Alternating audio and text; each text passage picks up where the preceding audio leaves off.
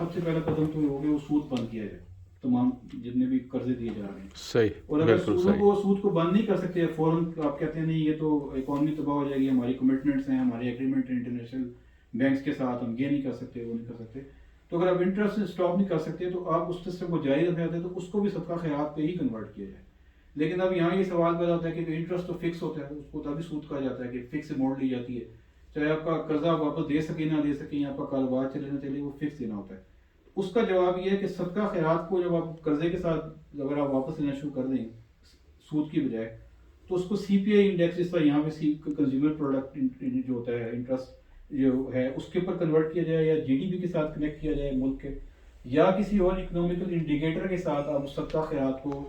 Connect کر دیں جو قرضے دیے ہوئے ہیں آلریڈی یا آئندہ آپ دیں گے, تاکہ آپ کا جو اماؤنٹ ہے وہ ویریبل ہو جائے. اس میں کیا ہوگا کہ اگر ملک ترقی کر رہا ہے تو آپ اس حساب سے اس کو چارج کریں, اگر ملک ڈکریز پہ جا رہا ہے تو آپ اماؤنٹ ڈکریز کر دیں, تاکہ آپ کم از کم جو سود کی ڈیفینیشن آپ کے اوپر لاگو ہوئی ہوئی ہے اس سے آپ باہر نکل جائیں. اللہ سے جو ناراضگی آپ نے لی ہوئی ہے, کیونکہ قرضے کا مطلب یہ نہیں ہوتا کہ ایک شخص قرضہ واپس کرنے کی طاقت نہیں رکھتا.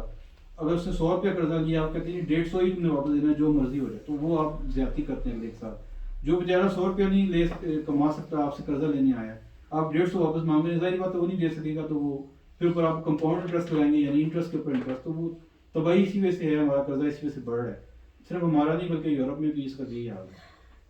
تو اس کو جی ڈی پی سے اور سی پی آئی سے کنیکٹ کر کے ہم اس کو ویریبل طریقے سے لایا جا سکتا ہے,